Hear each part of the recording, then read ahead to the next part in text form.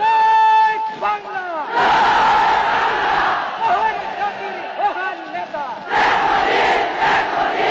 আমার নেতা, আমার নেতা। বিজয়ের এই মাসে আমাদের মহান নেতা জাতির পিতা বঙ্গবন্ধু শেখ মুজিবুর রহমানকে স্মরণ করে তাঁর অসমাপ্ত আত্মজীবনী পড়া শুরু করছি। যারা তাকে ভালোবাসেন, যারা তার সমালোচনা করেন, অপছন্দ করেন, সকলেরই উচিত এই বইটি পড়া, তাকে জানার জন্য ও বোঝার জন্য। তার সমাজ ভাবনা, রাজনীতি ভাবনা ও বিশ্বভাবনার যৎসামান্য পরিচয় পাব এই বইয়ে। আশা করি সবাই সঙ্গে থাকবেন।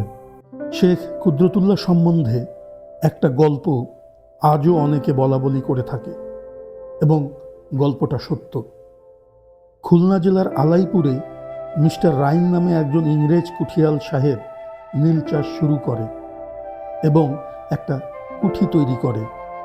আজও সেই কুঠিটা আছে। শেখদের নৌকার বহর ছিল। সেই সব নৌকা মাল নিয়ে কলকাতায় যেত। মিস্টার রাইন নৌকা আটক করে মাঝিদের দিয়ে কাজ করাতো এবং অনেক দিন পর্যন্ত আটক রাখত। শুধু শেখদের নৌকাই নয়, অনেকের নৌকাই আটক রাখত। কেউ বাধা দিলে অকথ্য অত্যাচার করত। তখনকার দিনের ইংরেজের অত্যাচারের কাহিনী প্রায় সকলেরই জানা আছে। শেখরা তখনও দুর্বল হয়ে পড়ে নাই। রাইনের লোকদের সাথে কয়েক দফা দাঙ্গা হাঙ্গামা হলো এবং কোর্টে মামলা দায়ের হলো। মামলায় প্রমাণ হলো রাইন অন্যায় করেছে। কোর্ট শেখ কুদরতুল্লাহকে বলল, যত টাকা ক্ষতি হয়েছে জরিমানা করুন। রাইন দিতে বাধ্য। ওই যুগে এইভাবেই বিচার হতো। শেখ কুদরতুল্লাহ রাইনকে অপমান করার জন্য আধা পয়সা জরিমানা করল। রাইন বলেছিল, যত টাকা চান দিতে রাজি আছি, আমাকে অপমান করবেন না, তাহলে ইংরেজ সমাজ আমাকে গ্রহণ করবে না, কারণ কালা আদমি আধা পয়সা জরিমানা করেছে। কুদরতুল্লাহ শেখ উত্তর করেছিল বলে কথিত আছে, টাকা আমি গুনি না, মেপে রাখি। টাকার আমার দরকার নাই। তুমি আমার লোকের উপর অত্যাচার করেছ, আমি প্রতিশোধ নিলাম। কুদরতুল্লাহ শেখকে লোকে কদু শেখ বলে ডাকত। আজও খুলনা ও ফরিদপুরের বৃদ্ধ মানুষ বলে থাকে এই গল্পটা মুখে মুখে।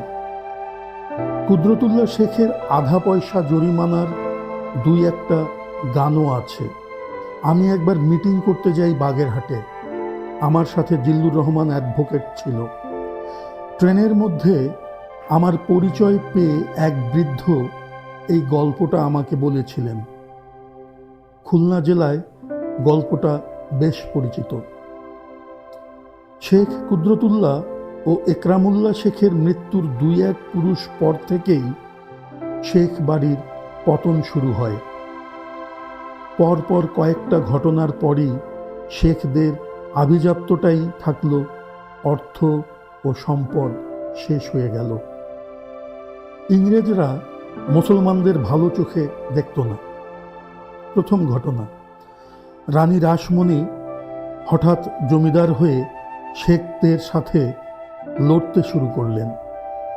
ইংরেজও তাকে সাহায্য করল।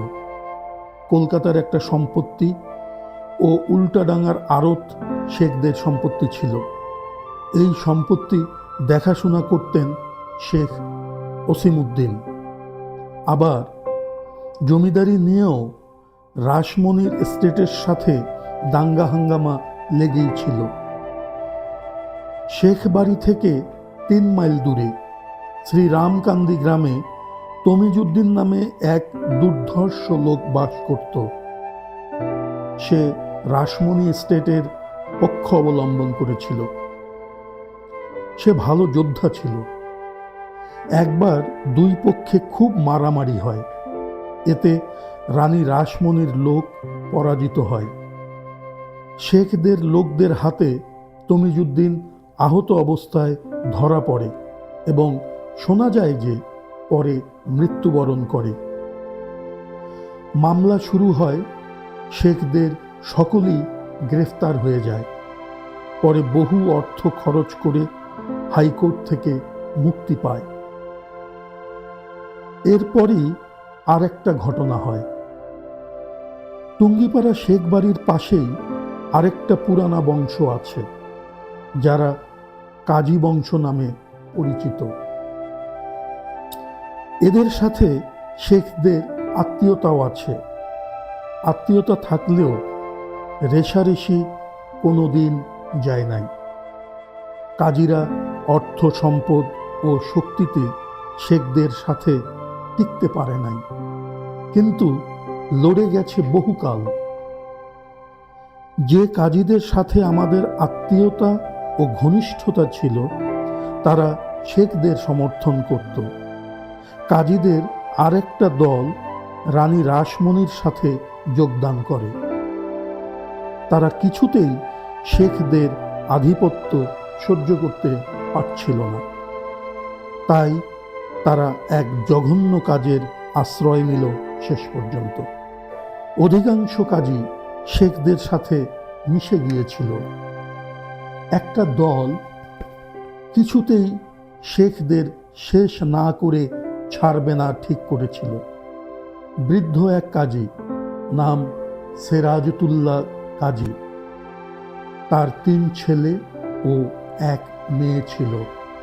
ছেলেরা এক ষড়যন্ত্র করে এবং অর্থের লোভে বৃদ্ধ পিতাকে গলা টিপে হত্যা করে শেখ বাড়ির গরুর ঘরের চালের উপরে রেখে যায়।